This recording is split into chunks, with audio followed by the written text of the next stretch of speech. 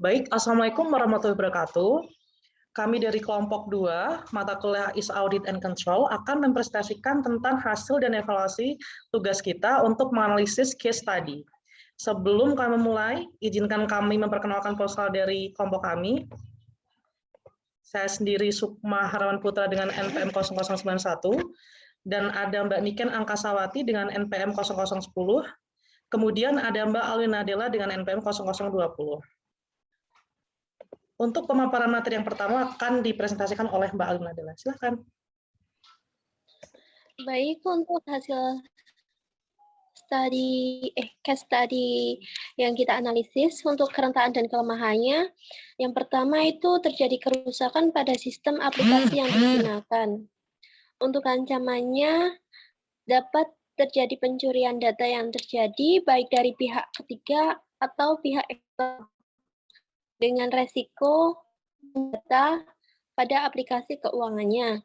Untuk kontrol yang mengurangi resiko tersebut dapat memperbaiki pada internal perusahaan terkait sistem aplikasi keuangannya. Yang kedua, kerentanan atau kelemahan yang kami temukan itu password perusahaan tidak diganti secara berkala. Untuk ancaman yang dapat diambil itu seperti data dapat diakses oleh pihak yang tidak berkepentingan, maksudnya dapat disabotase. Yang kedua, sistem dan program tidak termonitor dengan baik. Untuk resikonya dapat terjadi pencurian data dan akses ke aplikasi oleh pihak yang tidak sah. Dengan kontrol yang dapat kita sarankan untuk mengurangi resiko tersebut itu adanya pergantian password secara berkala dan adanya kebijakan untuk pengguna yang dapat mengakses data sehingga data aplikasi keuangan tidak dapat diakses untuk seluruh karyawan. Jadi ada beberapa peraturan yang mengatur tentang akses data tersebut. Yang ketiga itu penyimpanan dan pengiriman data tanpa enskripsi data. Untuk ancamannya adanya penyalahgunaan informasi baik dari karyawan maupun pihak ketiga. Resiko yang dapat terjadi jika tidak ada enskripsi data itu ada pencurian data. Untuk kontrol yang untuk mengurangi resiko dapat dengan menggunakan enskripsi data sebelum mengirim data atau file. Next, Mas. Untuk ancaman, untuk kelemahan dan kerentanan selanjutnya itu ada keamanan untuk mobile computing and telenetworking. Untuk ancamannya itu adanya gangguan komunikasi, adanya demo karyawan, mogok kerja, maupun pencurian dan penipuan. Sedangkan untuk resiko yang dapat terjadi di perusahaan, itu perusahaan dapat mengalami kerugian berupa kerugian fisik pada peralatan, karena terjadi demo karyawan itu, dan ada kehilangan data, ataupun kerusakan pada citra perusahaan. Untuk itu, dalam mengurangi ancaman dan resiko tersebut, perusahaan dapat memonitoring untuk karyawan, adanya backup data untuk mengurangi resiko kehilangan data, serta identifikasi setiap karyawan dan konsultan luar yang bangun keamanan program fisik, sehingga mengurangi terjadinya demo karyawan atau mogok kerja yang berakibat pada citra perusahaan. Untuk materi selanjutnya akan dipaparkan oleh presenter selanjutnya. Baik, saya akan melanjutkan kerentanan atau kelemahan selanjutnya, yaitu sistem keamanan jaringan komputer yang lemah dan tertinggal. Ancaman yang terjadi adalah keamanan sistem menjadi lemah. Pihak ketiga atau hacker yang semakin canggih, sistem dan program tidak terpantau dengan baik.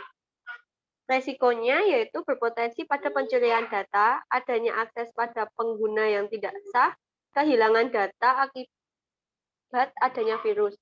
Dan untuk mengurangi resikonya dapat dilakukan dengan adanya pembaharuan sistem keamanan aplikasi dengan mengikuti perkembangan zaman.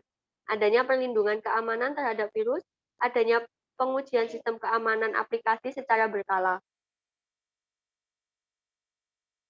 Dan yang selanjutnya, kerentanan atau kelemahan dalam kebijakan perusahaan yang tidak diperbaharui pada sistem teknologi informasi. Ancaman yang terjadi, keputusan audit yang tidak tepat, dan peraturan perihal sistem teknologi informasi yang tidak terbaru. Resikonya, gangguan aktivitas perusahaan. Dan untuk mengurangi resikonya, adanya perusahaan mengadakan pembaruan kebijakan yang dilakukan oleh perusahaan secara berkala. Dan kerentanan atau kelemahan yang selanjutnya, adanya bencana alam seperti gempa, tsunami, banjir, kebakaran, dan sebagainya.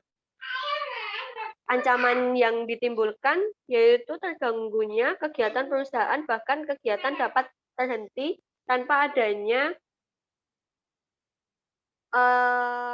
waktu perusahaan kegiatannya berhenti. Dan untuk resikonya yaitu aktivitas operasional perusahaan terganggu, bahkan dapat berhenti total untuk operasionalnya. Dan untuk mengurangi resikonya, perusahaan dapat mendaftarkan perusahaan pada asuransi. Selain itu, survei lokasi saat sebelum mendirikan perusahaan. Adanya perencanaan untuk menghadapi bencana alam seperti gempa, tsunami, banjir, dan sebagainya. Dan yang terakhir, yaitu kerentanan pada perangkat komputer yang tidak mendukung aplikasi. Ancaman yang terjadi, terganggunya aktivitas operasional perusahaan. Resikonya, data dapat hilang dikarenakan respon komputer yang tidak memadai, serta akan mengganggu kinerja jika sering terjadi loading yang diakibatkan karena komputer masih menggunakan komputer yang tidak mendukung atau ketinggalan zaman. Dan untuk mengurangi resikonya, yaitu adanya pengecekan rutin terkait perangkat komputer perusahaan, serta terdapat penganggaran untuk memperbarui perangkat komputer yang sekiranya sudah tidak layak fungsi. Sekian dari saya. Selanjutnya akan disampaikan oleh Mas Sukma. Silahkan. Baik, untuk memo dari perencanaan pemeriksaannya, dari hasil evaluasi di atas adalah setelah dilakukan proses pemeriksaan audit atas aplikasi keuangan 1 dan aplikasi keuangan 2, perusahaan Sejahtera Abadi di atas yang telah disebutkan yang mendapatkan hasil penelitian risiko pada XBIT 3.3 dan mendapatkan hasil bahwa FA2 memiliki tingkat risiko lebih tinggi pada bagian keamanan informasi dan ditemukan risiko tambahan setelah dievaluasi kembali yang telah ditampilkan ke tabel atas. Oleh sebab itu, keamanan informasi data tersebut sebaiknya menambah keamanan daripada kontrol informasi tersebut saat dilakukannya pengauditan pada FA2 guna menambah tingkat keamanan informasi pada saat pemeriksaan audit. Demikian pemaparan materi dan hasil evaluasi dari tugas kami yang dapat kami sampaikan. Untuk kurang lebihnya mohon maaf. Wabillahi taufiq wal hidayah. Wassalamualaikum warahmatullahi wabarakatuh.